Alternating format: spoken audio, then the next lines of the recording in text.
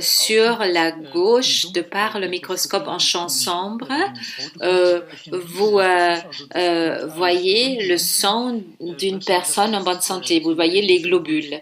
Et donc, bon, c'est d'usage dans le microscope en champ sombre. C'est comme un balai de petite fée. Vous voyez après le sang de la même personne 4 heures après la vaccination. Alors, les images, quand je les ai regardées, ça m'a amené tout de suite à chercher mon microscope en champ sombre au grenier et j'ai voilà regardé toutes les images. Vous voyez donc l'autre image une semaine plus tard. Vous voyez ici la formation de rouleaux et ben, ça a été confirmé de par de nombreux autres experts. Pour moi, les 13 images sont suffisantes. Ça a été diffusé partout dans le monde. Je montre ça à tout patient qui souhaite se faire vacciner. Je lui dis, tiens compte des consignes suivantes. Et voilà, après, les gens peuvent décider eux-mêmes. Je peux dire à personne, ne te fais pas vacciner, mais quand même, chacun doit remettre en question sa décision. Vous voyez, mRNA joue un grand rôle. Voilà, ça doit être infiltré dans la cellule pour y parvenir. On a besoin de substances auxiliaires. Alors, il faut voir la vaccination.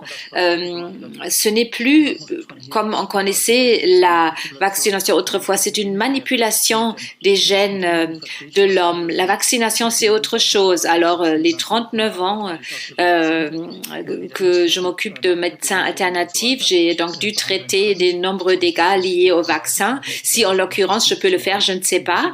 On a donc bon, toutes les données, on a les possibilités. Bon, pour beaucoup de personnes, ça fait peur. Il y a des perturbations de la concentration. Vous voyez des termes, vous ne pouvez même pas les définir. Moi, je dis toujours, je ne suis pas un scientifique. Pour moi, c'est l'être humain qui compte.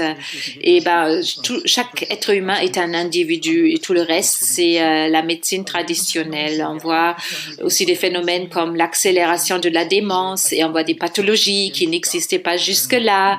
Alors, comme ça a été décrit tout à l'heure de par monsieur le pathologue, donc il y a des substances qui accompagnent la mRNA qui sont décrites. Je ne sais pas si vraiment c'est contenu dedans. Vous allez constater que c'est cancérogène.